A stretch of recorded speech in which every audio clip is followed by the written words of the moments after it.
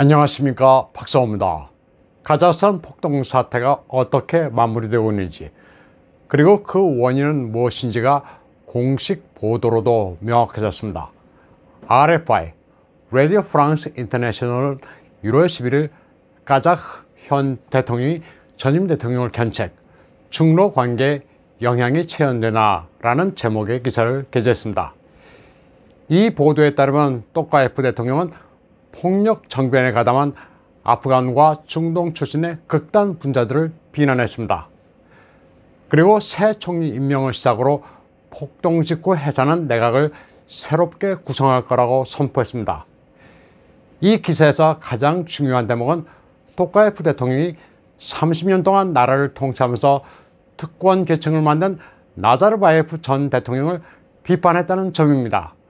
또카예프는 폭동을 유발한 국내 원인을 들여다보니 문제가 나자르바예프를 필두로 한 특권 부유층이라는 사실을 발견했다고 말했습니다. 특권층의 부는 국가에 대적할 만한 수준이라 이제 국민들에게 그 부를 고르게 분배해야 할 시점이 도래했다고 말했습니다. RFI는 나자르바예프 일가의 부정부패가 폭동의 도화선이 됐으며 이게 폭발하게 된 것은 외부 테러 분자들의 사주라는 또카예프의 상황 인식을 소개했습니다. 카자흐스탄 내무부는 1월 11일 모두 1만 명의 불순 분자를 체포했으며 가장 격렬한 폭동은 예수도 알마트에서 발생한 정부 청사 방화, 상가 약탈 사태 등이라고 밝혔습니다. 카자흐스탄 폭동 사태 배후와 관련해서는 여러 설들이 있습니다. 우크라이나 국적의 테러 분자도 있고 중동의 과격 분자도 있는 것으로 알려지고 있습니다. 또 터키의 과격 분자들이 아프간과 파키스탄의 테러 분자와 연계돼 폭동을 일으켰다는 보고도 있습니다. 또카예프는 아프간을 포함한 중앙아시아 무장 세력과 중동이 관련돼 있다고만 언급했는데 그가 말한 중동은 터키일 가능성이 높습니다. 터키와 카자흐스탄 관계는 현재보다는 나자르바예프 시절이 훨씬 좋았습니다. 오랫동안 이집트, 이스라엘, UAE 등은 터키 에르도안 정권이 과격 단체들을 지원해왔다고 비판해왔습니다. 또 카자흐스탄과 다른 지역의 무장 분자들이 시리아를 거쳐 IS에 가담하도록 허용해왔다는 비판을 받기도 했습니다. 나자르바예프는 터키에 상당히 호의적이었습니다. 2015년 시리아에서 터키가 러시아 전투기를 격추시켜 러시아, 터키 간 관계가 악화됐을 때 중간에 화해를 주선한 게 에르도안이었습니다. 그런데 이런 나자르바예프와 그의 신복인 카림 마시모프를 또카예프가 몰아내 에르도안으로서는 불만을 가질 수 있습니다. 터키는 역사적으로 러시아를 숙적으로 여기고 있는데 또카예프는 상당히 러시아에 기울어져 있습니다. 투르크 연합을 결성하면서 중앙아시아의 맹주를 꿈꾸는 에르도안에게 카자흐스탄의 친러 노선은 하나의 장애물일 수도 있습니다. 카자흐스탄 사태는 중앙아시아의 지정학을 근본적으로 바꿔놨습니다. 최종 승자는 러시아입니다. 카자흐스탄이 러시아에 구원 요청을 한 시점은 1월 5일입니다. 러시아의 푸틴 대통령은 다음 날인 1월 6일 출병 결정을 내리게 되고 곧바로 3천 병력을 파견합니다. 마이단식 색깔혁명은 용납하지 않겠다는 단호함을 보였습니다. 푸틴 직할의 최정예 30일 근위 공수부대, 98 공정사단, 제45 특전여단 병력이 70여 대 수송기 편으로 알마티 공항에 도착합니다. 1월 7일까지 러시아군을 포함한 CSTO 평화유지군이 전개를 완료했습니다. 이 과정은 전광석화였습니다. 서방 측이나 중공이 놀랄 만큼 신속했습니다. 특히 러시아 공수부대는 보병 전투차, 무인 정찰기, 레이더, 전자전 장비 등으로 무장했습니다.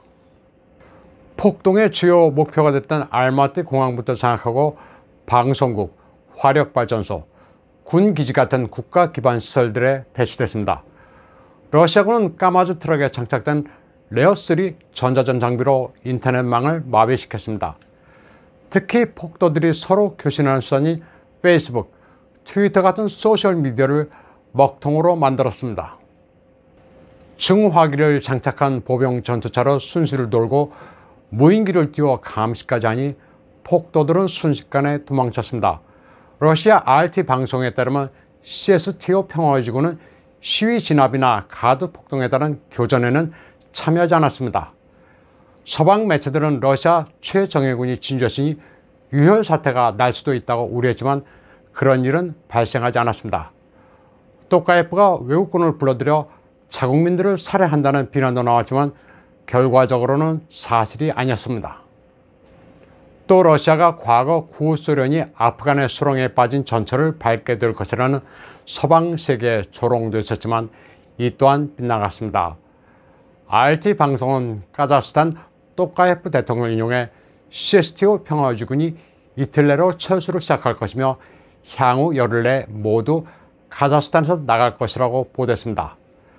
당초 미국의 토니 블링컨 국무장관은 러시아가 당신네 집에 들어가면 나가게 하기가 무척 어렵다면서 우려를 표했습니다. 러시아군이 카자흐스탄에 계속 머무르면서 영향력을 행사할 것이라고 신경질적인 반응을 보였습니다. 그런데 러시아는 볼일 다 봤으니 떠난다고 카자흐스탄 대통령의 입을 통해 명확한 의사를 밝힌 겁니다. 남의 집에 들어가 주인 행세를 할 거라는 미국의 주장이 무색해졌습니다. 순식간에 치고 빠지니 미국도 할 말이 없어졌습니다. 러시아의 푸틴이 카자흐에 세력을 투사하는 동안 중공도 줄곧 눈뜨고 당했습니다. 러시아 병력이 이미 진주를 마친 1월 7일 시진핑은 푸틴에게 전화를 걸어 외부 세력이 카자흐스탄에서 색깔혁명을 획책하는 것에 견결히 반대한다고 말했습니다. 중공은 그동안 공을 들여온 지분이 공중에 붕 뜰까 우려하고 있습니다. 중공과 카자흐 국경선은 1700km에 달합니다. 카자흐인들은 위구르 지역에도 상당수가 거주하고 있습니다. 중공은 카자흐스탄 석유 개발에서 17%의 지분을 가지고 있습니다. 카자흐스탄을 거치는 에너지 수요도 만만치 않습니다. 중공의 에너지 수급 라인은 해상교통로가 가장 주된 루트지만 육상도 만만치 않습니다. 말라카 해협과 인도양에서는 미국 등 서방 세력이 잠재적인 위협입니다.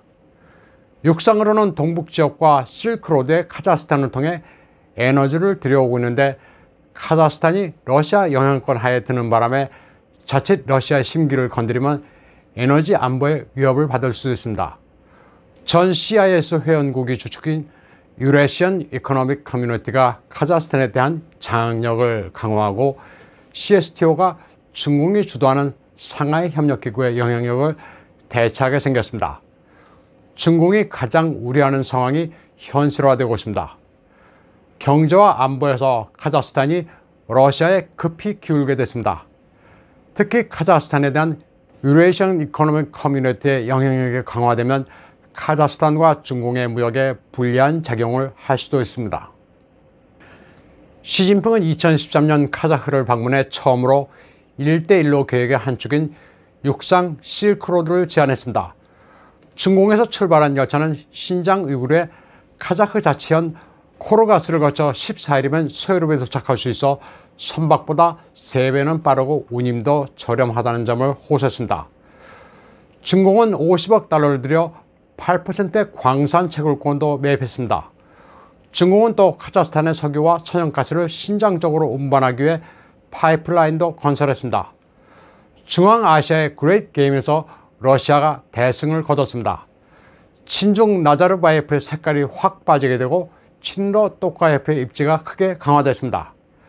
전임 나자르바예프 대통령은 러시아, 중공, 미국과 두로 우호 관계를 유지하는 멀티벡터 디플로머시를 취했지만 사실은 친중 일색이었습니다. 러시아의 푸틴으로서는 사실 눈의 가시였습니다. 구소련 공화국 가운데 벨라루스는 완전한 친러, 키르기스탄과 아제르바이잔도 사실 러시아의 궤도로 진입했습니다. 우크라이나는 서방의 색깔혁명으로 정권은 넘어갔지만 크림과 돈바스에서 보듯 우크라이나 전체를 보면 친러 반러로 갈린 상태입니다. 구소련 공화국 가운데 유독 나자르바예프의 카자흐스탄만이 미지근한 태도를 보이면서 탈러시아 행보를 보여왔습니다. 푸틴으로서는 이번에 천재 일우의 기회를 잡았습니다. 여기는 미국이 아프간에서 스스로 물러난 것도 상당한 도움이 됐습니다. 힘의 공백을 틈탄 푸틴은 거칠 게 없습니다. 러시아는 세계 각국이 투자한 카자흐스탄을 거저 먹게 생겼습니다. 카자흐스탄에는 중공뿐 아니라 유럽도 2030년까지 탄소 중립을 돕겠다면서 6억 달러를 투자해 태양광, 풍력으로 대거 진출했고, 일본도 2020년 9월 광산 채굴에 1억 달러를 투자했습니다. 중공도 위통자동차가 진출했습니다. 러시아는 이런 투자를 한 게 없지만 이번에 군사력을 투자해 투자를 보호할 수 있는 나라라는 위상을 과시했습니다. 중공은 러시아의 평화 유지 노력을 겉으로는 칭찬하고 있지만 속으로는 부글부글 끓고 있습니다. 이는 시진핑의 리더십 문제입니다.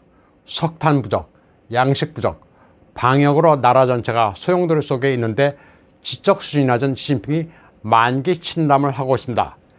시진핑은 무슨 공작 소전위에서 10여 개의 위원회를 이끌고 있습니다. 빅테크 등 과기 부문, 부동산, 교육 기업들의 부가 이제는 국가에 대항할 만큼 커졌다면서 마구 두들겨 부수고 있습니다. 창조적 파괴가 아니라 대안도 없이 두들겨 잡고 있습니다. 소련이 해체된 뒤 러시아는 구소련 소속 공화국을 영향권 하에 두고 싶어 했지만 여력이 없었고 그 공백을 중공이 침식했습니다. 1대1로를 내세워 러시아의 뒷마당을 파고들었으니 푸틴으로서는 줄곧 절치부심해 왔습니다. 그런데 전광석화 같은 카자흐스탄 작전으로 게임을 일가에 뒤집어 버렸습니다. 시진핑 휘하의 외교관 가운데 양자체는 미국 전문, 왕위는 일본 전문입니다. 사람은 많지만 특이하게 러시아 통은 없습니다. 러시아와 중국은 말로는 형제 국가라고 말하고 있지만 영토 문제, 그리고 중앙아시아에서 벌이고 있는 쟁투는 양보가 없는 제로섬 게임입니다. 모택동과 스탈린, 후르시초프의 관계처럼 러중 양국은 서로 경계하고 있는 결정적인 모순 관계입니다. 오늘 방송은 여기까지 하겠습니다. 시청해주신 여러분 감사합니다.